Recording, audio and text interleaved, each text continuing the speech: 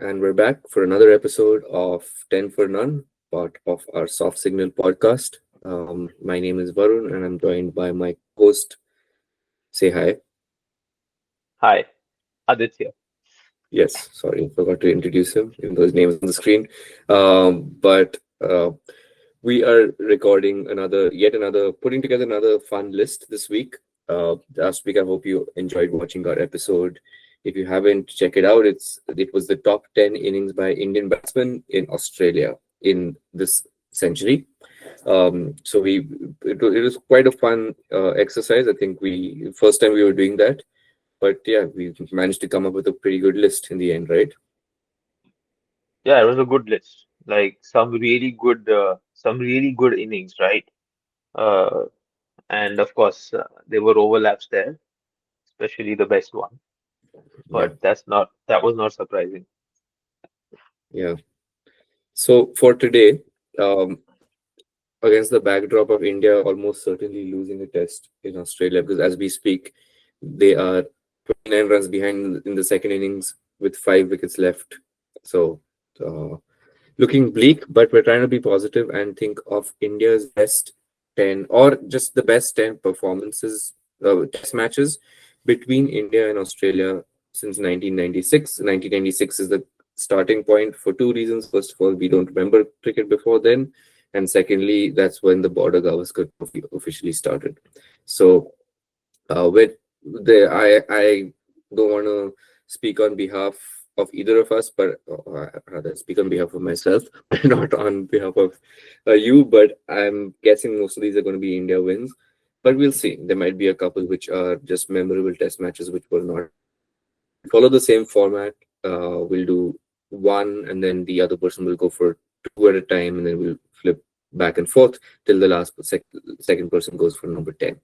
And then we'll see at the end what we come up with. So these could be matches. These could be matches. Unlike last time, which was focusing only on Indians in Australia, this focuses on matches in India and Australia.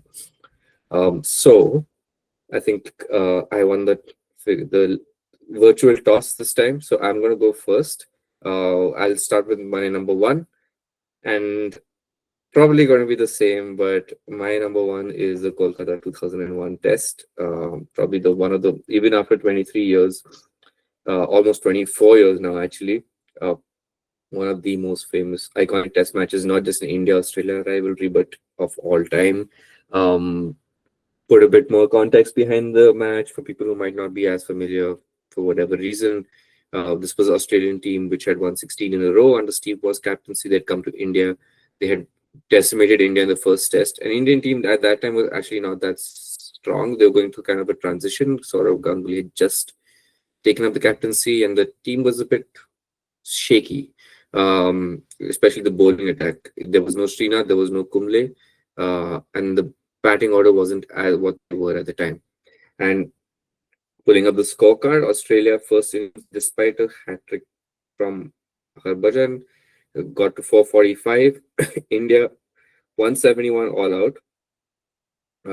Disastrous performance, and then 274 runs behind. Australia enforced the follow-on, which was quite common in those days. It's actually reduced since, but and then stunning comeback by India in the second inning. They were 230 for four at one stage, and then we all know Dravid and Lakshman played the entire fourth day.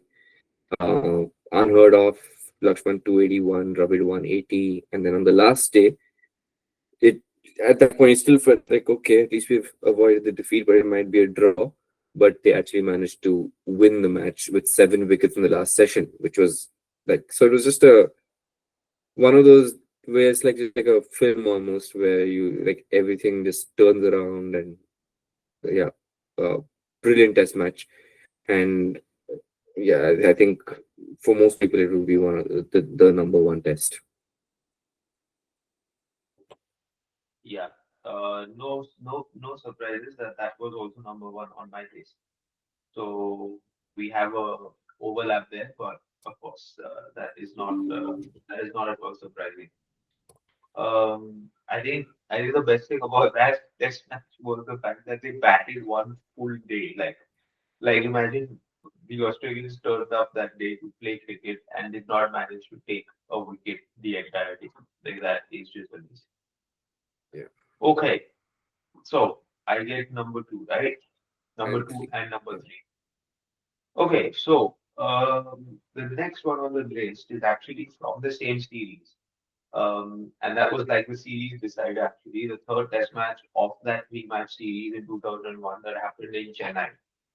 Yeah. Um, Now, obviously, it was memorable because India not only won the match, but also they won the series. And to put it into context, that was actually a close game as well. India had to chase 155 in the fourth innings. I think it was also day five, so a deteriorating track in Chennai, not easy to chase in the fourth innings. It never has been easy to chase anywhere in the fourth innings. And at one stage, India was like 100 off for three, just after Tendulkar got out. And it still looked doable, right? 54 runs, 7 wickets in hand should be easy, but that's not how it panned out. It took a heroic 20-run knock from Samir Dighe, who was India's wicketkeeper at the time, to take us over the line, along with Harbhajan and fittingly Harbhajan, because that series was really Harbhajan's series for due to the number of wickets he took. Um, yeah, so a couple of other mentions was that in that match, Tendulkar also got a 126 in the first innings, and Harbhajan actually took 15 wickets in that match. So I think 7 wickets in the first innings and 8 wickets in the second innings. But I think what the reason that match was memorable because India beat Australia in that series. Um, and that series itself was memorable, right? So after the best test match, which according to us anyways, or according to many people, happened in Kolkata. Right after that, we had this test match, which was also memorable. Um, yeah, so that would be number two on my list, and maybe I can go directly to number three. Yeah. So number three took place in Australia, and this is more recent, of course.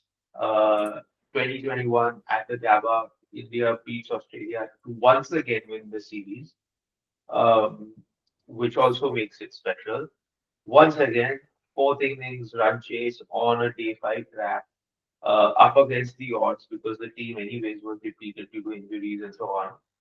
Uh, but they chased down 328. Rishabh Pant, of course, scored 89 runs in the second innings and was kind of the highlight of that chase. Um, but of course, it was special because of the series decider, like I mentioned, but also because Australia had not lost at the Gabba for a while. It was considered their fortress, but India had just reached the fortress to win the series. And the other notable mention was Siraj taking 5 wickets in an innings in that match to also contribute strongly towards that victory. So yeah, Gabba 2021 would slot in at number three for me.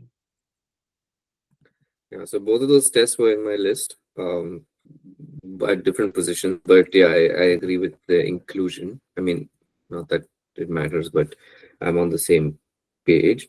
Uh, I think for the Chennai test, yeah, like who would have thought Samir Dighe, and I don't think he played much for India after that. But that's his moment, and like it Mm. was really heartbreaking to lose that after at that from that stage. Don't forget the Steve Waugh handled the ball, which was I don't it happened maybe only a couple of times after that as well. Um, and then for the Gabba test, yeah, it's an iconic test match. We've covered it even in our last episode. We had two innings from that same test, from that last innings in our top 10 innings. So that's just the impact it's had. And people will still talk about it, and will talk about it for quite a while going forward. Um, so okay, that's number three then. So I have two more for which I'll now put in as number four and number five. So my first, the number four in the list for me would be Bangalore or Bengaluru 2017. 2016-17. So this was actually the second test of the series, and Steve Smith was the captain of Australia. I think both teams are really well balanced. India had just come off like winning 4-1 against 3-1 against England at home, and then they actually lost the first test, which was in Pune, which is actually where both of us are from originally. And they had lost really badly. Um, Second test in Bangalore, Australia had a sizable first innings lead. India then fought their way back, but then I think they lost their last 6 wickets for 20 runs or something in their second innings. So Australia had a target of 190 or 200, very some gettable target, and India managed to bowl them out for just over 100. So we won by like 80 runs. Um, like real, I think that was one of the most intense test matches I've seen in India, especially their fourth innings. Um, uh, and after tea, I think Ashwin just cleaned them up with 6 wickets. Super important win for India because then they level the series and then they finally won the last test, which I won't talk about yet because it might be in a list. But I think if we had lost that match and we'd been 2-0 down in the series, the best we could have done would have been a draw at home. So yeah, I think that was one of a really strong come from behind win. So that's my number four. I'll go to number five before you and then you can comment on both of them. But number five, I think we've covered this test match in the last episode as well, but it's Adelaide 2003. India's win in Australia after 22 years at the time, where wins in Australia were not common at all, especially by Indian teams. And yeah, this was again sort of a come from behind win because Australia had got 400 for five on the first day. It went on to make 556. India got 523, which was good, but again through a huge partnership by Dravid and Lakshman. And then second inning, Ajit Agarkar again surprise performance, but 6 wickets. Uh, and then we still set up a chase which was tricky of 230 on the last day, which India could have easily messed up, but they actually managed to get there with 4 wickets left and really against that team, even though they didn't have one and Murray, it was still a really commendable effort, and we ended up drawing that series. So yeah, that's my number five on the list. So Bangalore and Adelaide. Yeah, so I had both those test matches on my list as well, but not in the same positions. Um, but of course, Adelaide was an absolute epic. I mean, there's so much being said about it already that we can't really add any more. So I won't add any more. It was an epic, and that's like enough said. The match in Bangalore as well in 2017, yeah, that was quite a memorable game because we overcame a deficit of about 100 runs as well.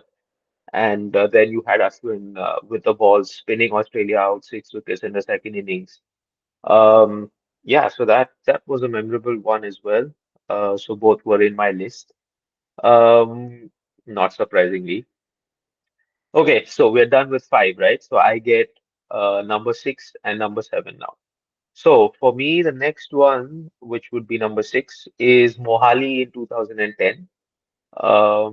So this is another one of those matches where VVS Lakshman just turned up and sort of did one over the Aussies, so to speak. For context, this is again one of those amazing fourth innings chases. I think 210 odd that they had to get in the fourth innings.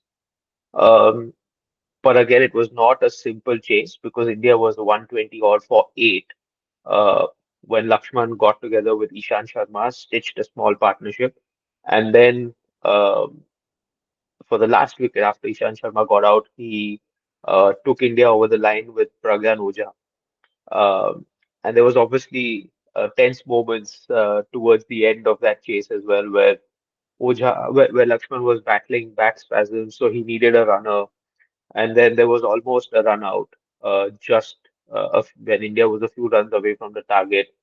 There was also an LBW decision which went against India, but let's face it, had there been DRS at the time, I think Oja would have been given out and India would have fallen short by, I think, 3 or 4 runs. Uh, but that that's just the beauty of the game, right? You get some decisions against you and some for you. So yeah, that was number six for me. Zahir Khan also took 8 wickets in that game, so that was another strong performance. But of course, Lakshman stole the show for obvious reasons. So that was number six. Um, Number seven for me was Perth 2008. So Perth 2008, India defeated Australia there. Um, and that series was a bit of was a series that basically wasn't played in the right spirits, right? This test match just followed the Sydney test match where they had the Monkey Gate scandal. India had already lost the series actually by then, or rather lost the Border Gavaskar Trophy by then because Australia was 2-0 up. So they almost were playing for pride. Uh, Beating Australia in Perth was hard. They hadn't been beaten in Perth at that stage for like the last 4 or 5 years. And then traditionally speaking, India struggles on bouncier, faster pitches, more so in 2008 than now, because since then India has gone to Australia and won in Perth. But in 2008, it was unheard of. Um, so they showed a lot of resilience, of course, to come back, win that test match in Perth after the Monkey Gate test match in Sydney. And um, I think there weren't any spectacular performances as such in that test match. It was really a team effort. Different individuals contributed with the bat and with the ball, um, and sort of salvaged some pride for India by winning that test match. And then they drew the last test match of that series right after, which made the scoreline look quite respectable. It was a 2-1 loss in the end, but that could very well have been 3-0 or 4-0 even. But I think the way they played at the Perth test match sort of salvaged the series a bit for them. So yeah, that would be number seven for me. And yeah, what do you think? I actually had both of those in the list at the same place actually for the first time. So I think yeah, I obviously agree with both of them. Perth, we've spoken about enough. I think Mohali it's an underrated test match. People might not remember it when you think of like great India Australia test matches, especially played in India. And then I think in the Lakshman had a runner as well, right, for the last. So like which is now not won't be seen anymore. We don't have runners, but I think that added to the chaos, the confusion, and then he was yelling at Oja also in between, like in very high pitched voice, which is quite funny to listen to actually. But yeah, I think yeah, just him like yeah single handedly winning that match for India was great, and then it ensured that Ponting never won a Test match in India as a captain, which was quite a record. So I'm gonna go for 8 and 9. So actually, both of these Test matches are played in the same city in different years, of course. So my number 8 is Melbourne 2018. So this was the 2018-19, the Boxing Day Test. Um, a couple of reasons for it. First of all, we had won the first test of the series, but then we lost the second test. So it was 1-1. There was quite a bit of pressure on India to win that series because the Australian team was slightly weaker with no Smith and Warner. And as we've seen, India sometimes starts series well abroad, but then they just falter. So there was that expectation as well. But this was a truly dominant performance. Actually, so it wasn't close at all. I'm just looking at the scorecard again, but India got like 443 in the first innings, 7 wickets they declared, and then the bowler Australia for 151, which was and Bumrah actually that was one of his coming of age performances, 6 for 33 in the first innings. So to just like brilliant. And by the time they had 250-run leads, they got about 100 in the second innings, and then they won the match ultimately by 137 runs. But that actually doesn't even tell the full story because it was not even 137 runs close. It was like a truly one of the most dominant performances I think by an Indian team abroad. and yeah, especially given the context. And then they ended up drawing the last test and won the series for the first time in Australia. So that's my number 8 on the list. And then my number 9 is again in Melbourne, and this was 2020. So Boxing Day test again. Um, Similar context in terms of we had lost the previous test, but we had actually been bowled out for 36, and Kohli had gone home. So it was expected that India would actually just lose the series 4-0 at that point, but through my favorite cricketer, Rahane, stepping up in the first innings, scoring a captain's century. You have to give credit where it's due. And I think that was Siraj's debut as well. So the bowling was very inexperienced, but we still managed to get them out for 190 or something. And then we got a sizable lead, and then stuck to the gun in the second innings. And then they had just about 80 to get in to win. So again, a very complete performance, not as dominant as the Melbourne 2018, but given the circumstances, set a great comeback in the series and set us up for the series win. So those are my number 8 and number 9. Yeah, I think both amazing games, right? Because one sort of set up the series win for us, the one in 2018, and the one in 2020 prevented us from going down a rabbit hole in the series. Also, yeah, 2018